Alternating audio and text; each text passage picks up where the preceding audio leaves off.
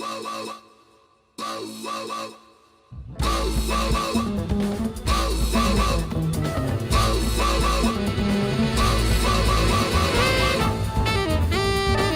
we had to define 2025 in just one word, tough might be it. It was a tough one to get through. Tough to play all the amazing games that released this year, and maybe toughest of all, to come to a final decision when it came time to pick our Game of the Year winner. This year's releases were so good that we effectively had a second list of 10 nominees that would have been just as worthy. We spent hours talking back and forth about our nominees, and even floated the idea of awarding multiple winners or rethinking our GOTY format entirely. But when it comes to it, we still find value in the process of selecting a winner and celebrating that game extensively. Not just now, but in the years to come. It gives us space to sit with and try to articulate the impact of the games we played this year. And we hope that our reflection extends beyond us, both to the developers we're honoring and to the players we're reaching. In 2025, we both agreed that there was one game in our hearts standing head and shoulders above the rest. This game joins the ranks of our previous Game of the Year winners and finds a home amidst a catalog of games that are, more than anything, about what it means to exist in this world. Games that embrace humanity and all the mess that comes with it. But before we introduce our 2025 Game of the Year, we've got to go grab a bite to eat real quick.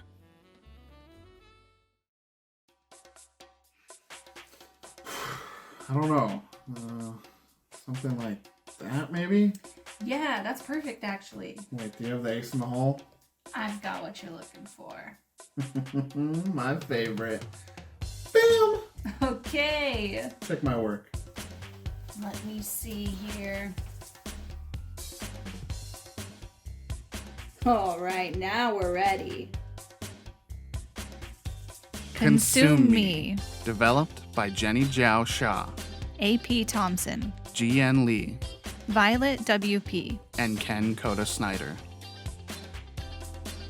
We couldn't keep this game's name out of our mouths this year. It was one of only 2 games we called a 10 out of 10. It featured prominently in our annual 24-hour anniversary stream, and we've sort of evangelized for it since we played its demo in June. So some of you may have seen this coming, but what can we say? Consume Me is unlike any other game we played this year. It's a wholly unique experience that's fueled by a deeply personal foundation with a balance of humor and heart that few other games can match. We adore games so injected with personality that you can practically see the people who made it on the other side of the screen while you play. Because it draws directly from lived experience, Consume Me has a leg up in that regard, but still, you step away knowing that this game could have only been made by these people, and it's all the better for it. Consume Me is a semi-autobiographical narrative housed within a self-described interactive comic book full of mini-games and meter management gameplay. You play as Jenny, a messy, overly ambitious teenager sinking beneath the weight of expectations levied on her by her family, her friends, and more than anyone, herself. She falls into toxic diet culture, gamifies her life to meet unrealistic self-imposed standards, and crams for school exams in some truly god-awful all-nighters. And she does it all in the cutest outfits you've ever seen. What struck us most about Consume Me, a game that opens with a content warning about themes of restrictive eating, was how uplifting and hopeful its story ultimately becomes. It depicts the messiness of youth with deep relatability and charming humor, and takes you on a journey of finding the path that your life might take. Unexpected, undefined, and unfocused as that path might be, when you're on the cusp of adulthood like Jenny. It goes far beyond exploring body image and dieting to encapsulate so many of the pressures of youth. The expectation to map out your future in high school, the folly of constant comparison, relationship struggles. Through all this, Consume Me puts you into the shoes of a girl picking up, trying on, and oftentimes eventually discarding the various coping mechanisms she picks up in a search for control over a chaotic period in her life. The game consistently reminds you that Jenny's behaviors are not to be rooted for, even as it makes Jenny so dang likable that you want to see her succeed. That's what makes Consume Me so punchy. It doesn't just show you Jenny's patterns, it recruits you into them. Whether you're finding the perfect arrangement for your Tetris block food pieces, or min-maxing the hours in Jenny's day, Consume Me proves to be just as compelling of a game as it is a coming-of-age story. Its dopamine-fueled gameplay loop is a buffet of mini-games, stat perks, and items that let you push past all corporeal limits to accomplish dozens of activities in 2 hours.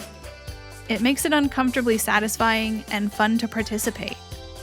Then it pulls you out of the gamified mind loop to interact with someone other than Jenny's own reflection, and you see that the impact of her self-destructive behaviors has a wider radius than expected, and it makes you cringe. This complicated juxtaposition aligns perfectly with the narrative's focus on how futile it is to optimize your life, no matter the consequences, and how we keep trying it anyway. In doing so, it asks you to give Jenny, and your own misguided younger self by proxy, some grace. In consecutive playthroughs, it stood out to us how each narrative sequence, each new minigame and interstitial scene, had something to surprise us and make us smile. Whether it's one of those adorable outfits, or a fun reframing of something previously established as the norm, the Consume Me team keeps shaking up your expectations.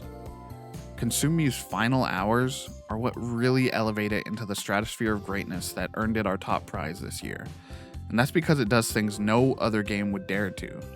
This game's credits, for example, never failed to make us sob.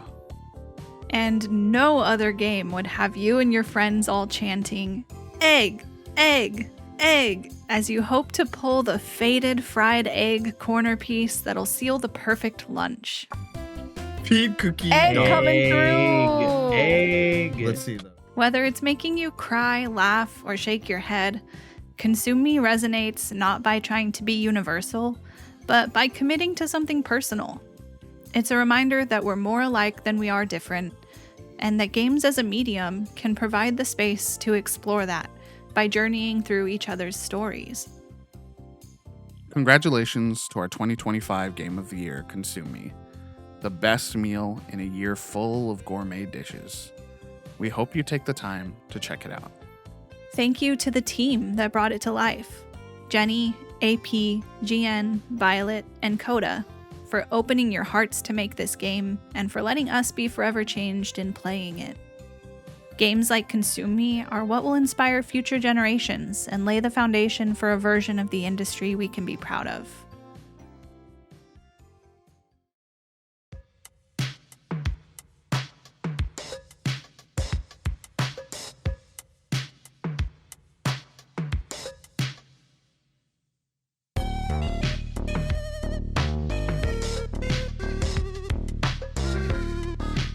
With the year just days from wrapping up, the industry and even VGG are heading into a time of change. What awaits us on the other side of it all is still uncertain. But what I do know is this: video games are good. Personally, they're a big reason we made it through a year like this, and I'm sure will help us get through more tough years to come. If you need that reminder, play Consume Me. Play any of the games on our nominee list. Find your next favorite game and feel your passion for this medium reignite. In the meantime, check out videogamesgood.com to catch up on all our written and video coverage of the best games. And we'll see you in the new year. Thanks for watching, and thank you to our Patreon supporters for helping make this video possible.